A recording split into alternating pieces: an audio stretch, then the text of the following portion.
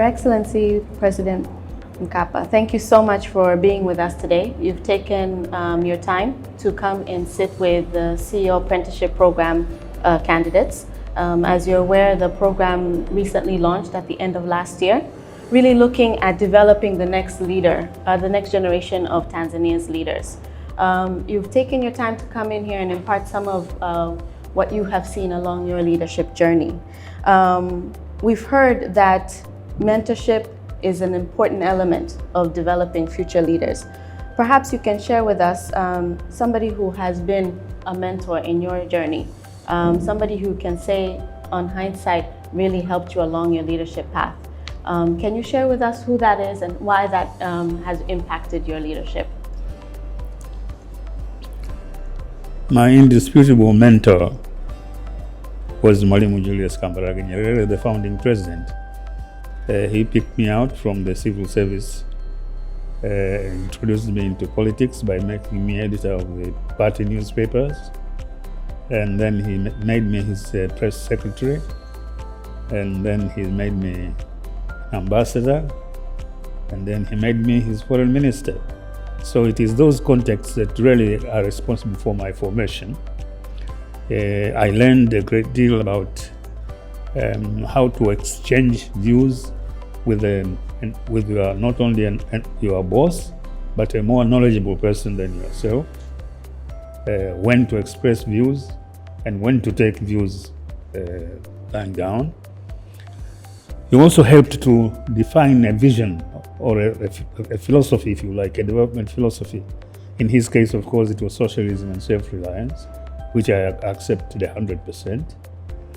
And then he sent me on missions during the liberation struggle, where you interacted with great minds and exchanged strategies and broadened your own mind. Over and above that, he instilled in me the spirit of service, to people and country, very much so. Ready to make any sacrifices that were within your means,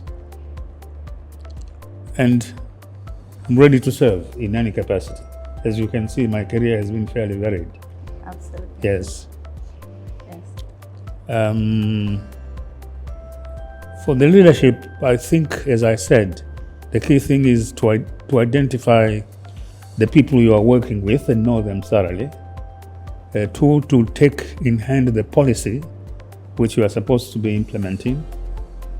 In combining a good knowledge of those two, you can be driven to be a pacemaker as well as a leader in the process of implementation.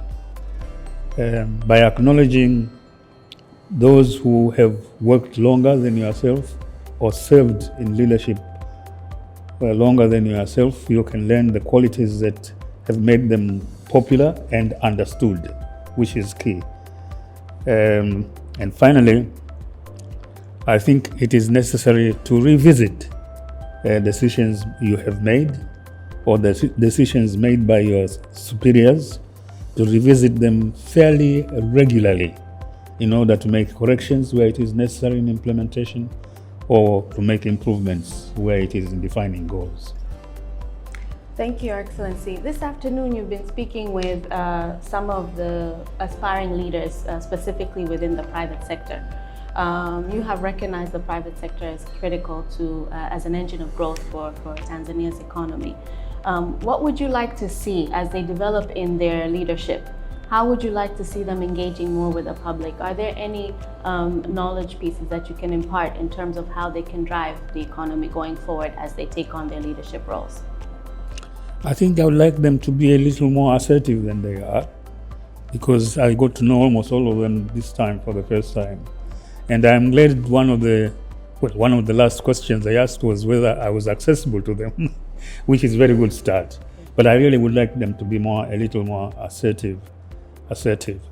Make themselves known to government officials, make the results of their work or their enterprises better known, and this way earn their respect and support.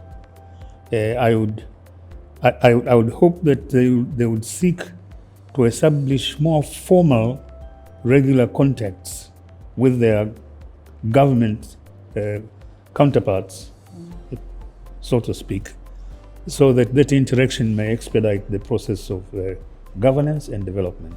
That's what I like to see happen. Thank you, Excellency. And perhaps the last point, if you could give us 3 leadership traits that you think are absolutely critical, that must be developed and nurtured in every aspiring leader, what would be the 3 key things that you say must be demonstrated?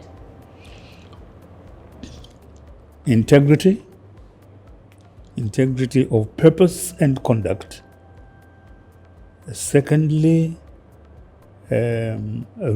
respect for customers, both large and small. Thirdly,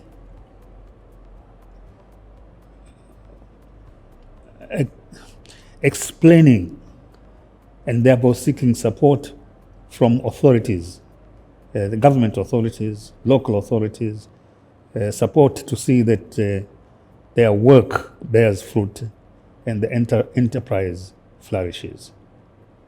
Thank you so much, Your Excellency, for your time. Asante sana. Asante.